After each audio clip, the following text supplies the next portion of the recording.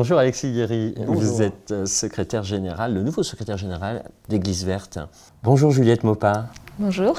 Vous êtes responsable du réseau des ambassadeurs et des communautés du nord de la France, de la région parisienne, d'Église Verte. Église Verte, c'est une structure originale, œcuménique, qui permet à des communautés, à des personnes issues d'une diversité catholique, protestante et orthodoxe, de pouvoir vivre au sein d'un même espace, Église Verte, un cheminement sur les questions environnementales. Donc, j'arrive effectivement, après un camarade orthodoxe, un théologien orthodoxe, j'arrive moi avec une autre casquette, avec une autre expérience, pour structurer une institution qui arrive maintenant dans sa 7e année et qui a besoin de grandir, de se déployer pleinement pour construire aussi l'Église du XXIe siècle et assurer ce projet dans sa pérennité, dans la durée.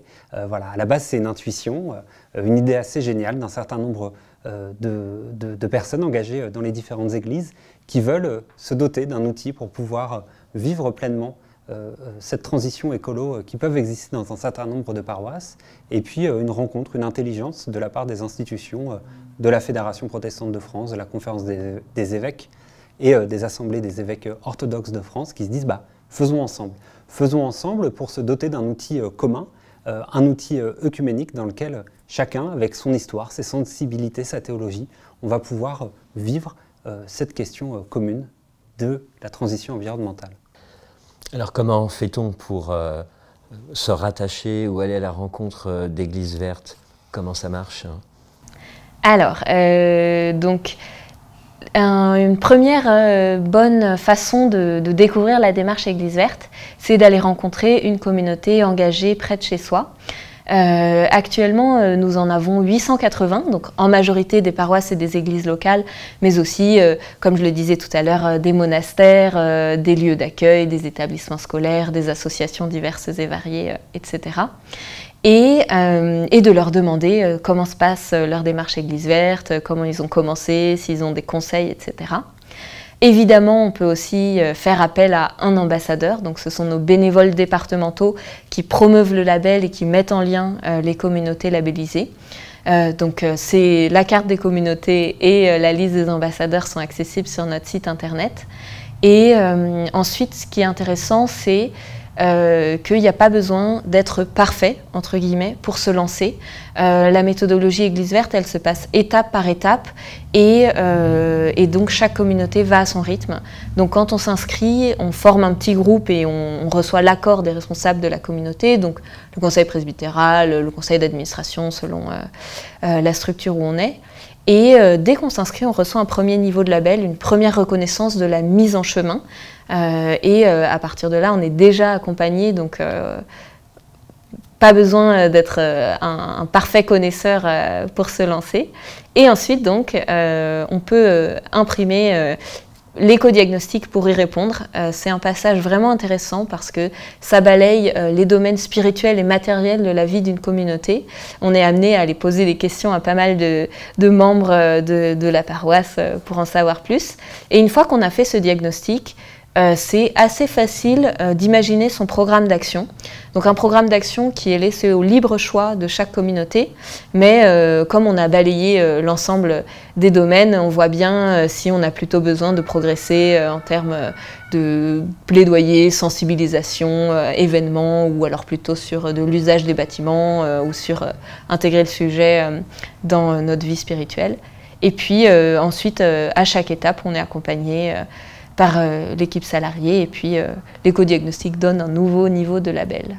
L'équipe nationale d'Église Verte est particulièrement féminine et vous me disiez, c'est l'une des vocations principales d'Église Verte actuellement, c'est de faire émerger de nouveaux talents, de nouveaux volontaires.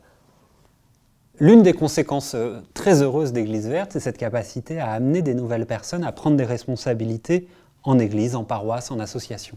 À travers, localement, ce qu'on appelle nous dans notre jargon les cellules vertes, les personnes qui sont chargées de la mise en place de la dynamique Église Verte, un certain nombre de chrétiennes et de chrétiens peuvent prendre des responsabilités localement et peut-être dans une institution dans laquelle on n'a pas toujours sa place ou dans laquelle on ne se retrouve pas toujours pour tout un tas de raisons, Église verte va être l'occasion justement de franchir une étape de son engagement, entre guillemets de sortir de son rôle de paroissien classique, même s'il n'y a pas de paroissien classique en tant que tel, mais en tout cas de franchir une étape supplémentaire. Et c'est ça aussi l'une des conséquences heureuses d'Église verte, c'est ces milliers de personnes qui en France aujourd'hui s'engagent en Église, en association, pour faire vivre cette dynamique environnementale.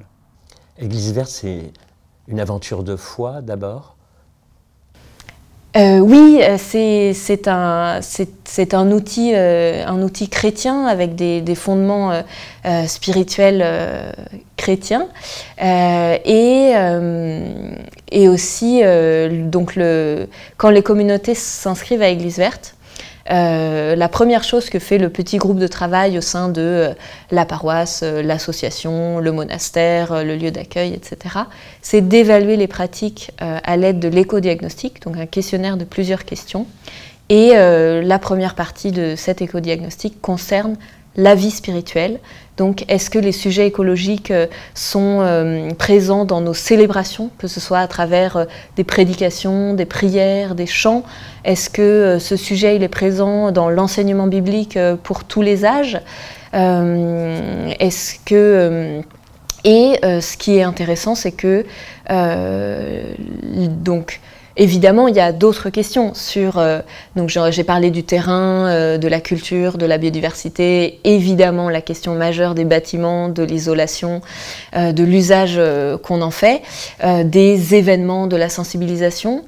Mais ce que toutes les communautés nous disent, c'est que ça leur permet de vivre de façon renouvelée leur foi, en intégrant justement le Dieu créateur de façon plus présente dans leur vie de foi et pas seulement le Dieu rédempteur, par exemple, et que ça ouvre à l'œcuménisme et au dialogue avec les autres communautés chrétiennes de leur ville.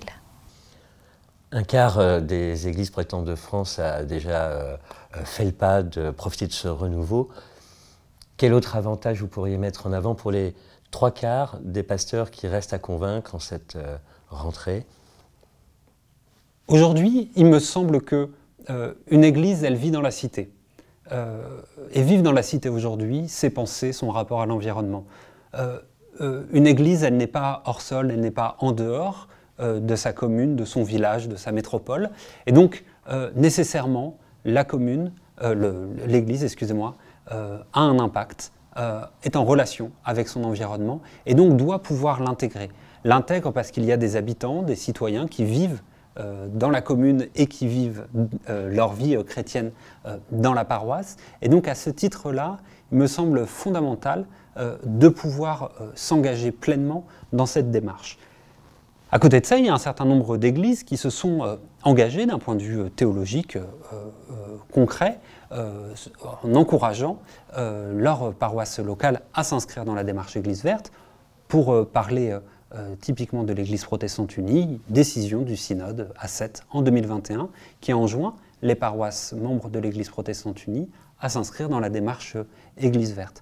Mais tout un tas d'autres paroisses tout un tas d'autres unions d'églises, excusez-moi, s'est engagé aussi à promouvoir le label Église verte. Et pour rester dans le giron protestant, la Fédération protestante de France, à travers sa commission environnement et justice climatique, a aussi déployé tout un tas d'actions concrètes pour favoriser et promouvoir le label Église verte. Merci Juliette Maupas.